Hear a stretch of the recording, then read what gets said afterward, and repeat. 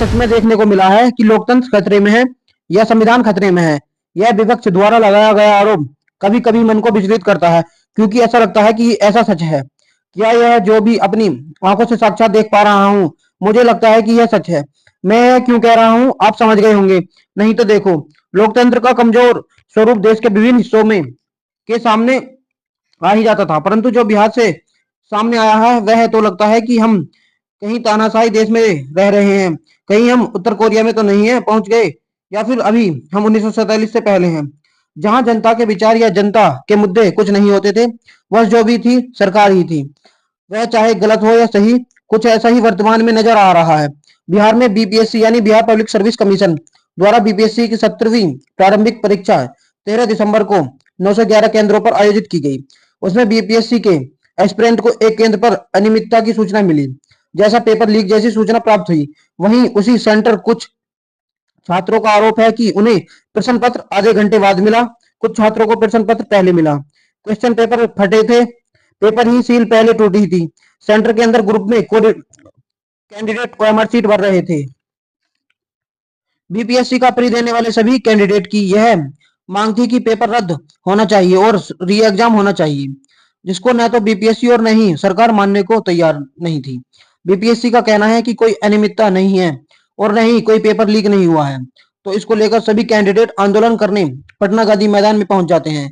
अब बात होती है लोकतंत्र कमजोर होने की या तानाशाही की। जब कैंडिडेट आंदोलन कर रहे हैं तो उनको लाठी डंडों से मारा जा रहा है, बल्कि उनकी समस्या का समाधान करने की यदि कोई अनियमितता हुई है या नहीं भी, तो बीपीएससी को अपनी पारदर्शिता और अपनी स्वच्छ छवि बनाने के लिए एक बार उस पर जांच करवानी चाहिए, न कि तानाशाही की तरफ जो कुछ कह दिया वह सत्य है।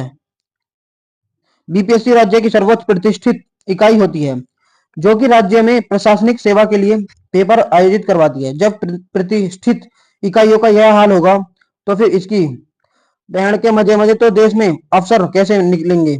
शर्म आनी चाहिए। अभी कुछ समय यूपीएससी पर भी आरोप था, तो समझ यह नहीं आता कि क्या यह देश में बेहतर प्रशासनिक अफसर बनाने के लिए इनका गठन किया गया है, या फिर इनको सरकार की इज्जत बचाने और ऐसे ही पेपर लीक कराने के लिए इन्हें बनाया गया है।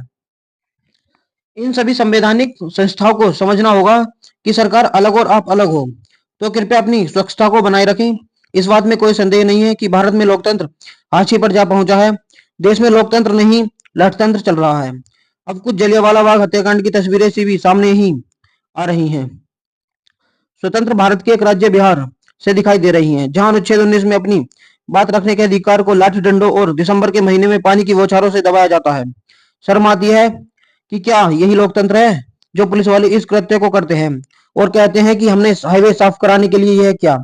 तो याद रखना, आज तो वहां उस गरीब माँ बाप का बेटा था, बेटी थी, आपके निर्ममता का शिकार हो रहे हैं। कल आप या आपके बच्चे भी इसका शिकार अवश्य होंगे, क्योंकि यह तो इलाज रूपी हो गया है कि कुछ भी जनता मुद्दे उठाए उन्हें डंडों पानी की बौछारों से खदेड़ दो। यह तो इस व्यवस्था को बावजूद मजबूत करने में साथ दे रहे हो। जब एक नेता अपने समर्थकों के साथ कोई रैली करता है, क्या वहां आम जनता को परेशानी नहीं होती? तो फिर व्यवस्था बनाने के लिए पुलिस वहां यह काम क्यों नहीं करती? तो बस यही कहूंगा कि बिहार वासियों, बदल दो डंडे का बदला। अपने पास तो एक ही हथियार है, वो है वोट। अपने बच्चों के साथ हुई इस घटना का बदला जरूर लेना। आप अवश्य इतने समझदार हैं कि यह जरूर करेंगे, और इन्हें बिल्कुल भी मजबूत मत होने दो, अपने ऊपर हावी मत होने दो।